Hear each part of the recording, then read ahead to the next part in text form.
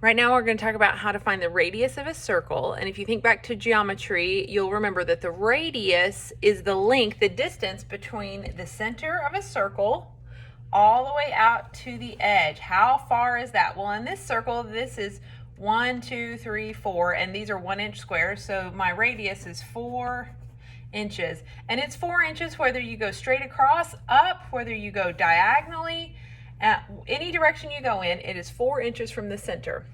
Now you're going to see this very lesson on Khan Academy, but I thought I'd simplify it for you to help you in case you need to hear, Miss Job's words, because sometimes my words are different from the Khan Academy guys.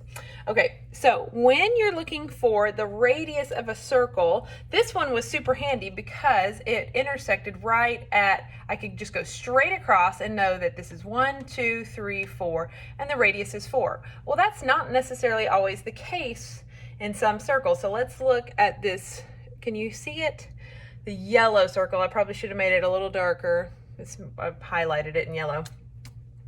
And if I went straight across, it intersects right here, which is not on the perfect corner of a square. So what they're going to tell you is say, okay, the origin of a circle is at a certain spot. And in this instance, it's at 6, 2. So over 6, up 2. And they're going to tell you this circle passes through the point, a certain point, where it intersects perfectly at a corner. And in this case, it intersects at 3, -1. Over 3, down 1. So this is where it intersects. So 3, -1 is its intersection.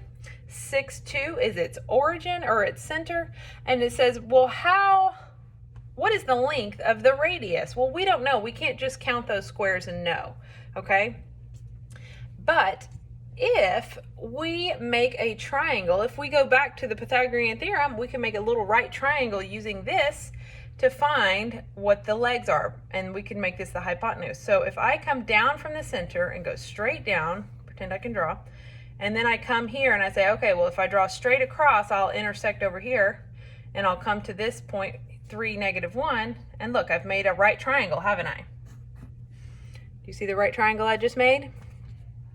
Okay, well, now I can use this grid to count the length and the height of my legs, and then use this as my hypotenuse for C, and then I can use the Pythagorean theorem. See, I told you you'd need the Pythagorean theorem to find out the length of this guy. So this is 1, 2, 3 across, and this is 1, 2, 3 up.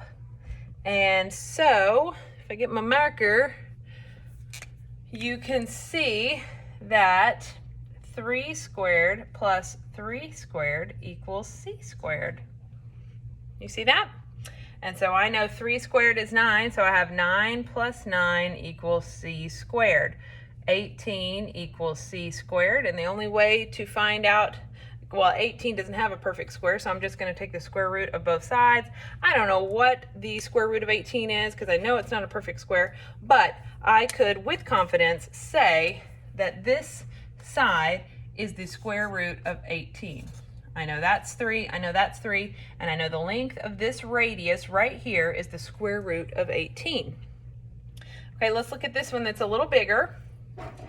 The center is -4, -4, and it intersects the origin at 0, 0. Remember, anytime they say the origin, that means the very center of the XY axis, 0, 0. So I don't know how long this is, because if I look straight across or straight up, it hits kind of in the middle of this little square, and I don't know exactly how long it is. So I'm just going to take this and I'm going to draw straight down from the origin and draw a little triangle. So I'm going to go down, and then I'm going to come across here and make my little right triangle. So I've made a right triangle, and now I can count the sides and find out what C is by using the Pythagorean theorem. So let me erase this.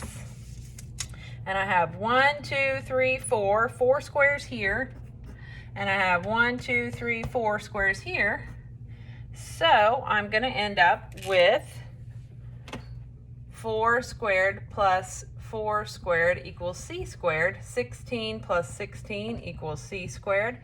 32 equals C squared. Take the square root of both sides, and I have C equals the square root of 32, because 32 is not a perfect square. I have no idea what the square root of 32 is. except for putting it in my calculator. But for now, I can say with confidence that the length of this radius on this particular circle is the square root of 32. And that would be a perfectly acceptable answer. Unless in Khan Academy it says round to the nearest whatever, then you would know to plug it in your calculator and then you could round it from there. Now, don't get fooled on Khan Academy if you see some of the graphs are, let's say it's 2 blocks, but this is 1, 2, and they skip to make it bigger or to make it more detailed. Don't get fooled, because you know, when I was practicing, I was getting my answers wrong because I wasn't paying attention to the graph, because the graph would say, well, this is 1 and this is 2. Well, that's 2 blocks. So this would be a half, 1, 1.5, 2, 2.5, 3, and so on, 3.5, 4. Do you see what I'm saying?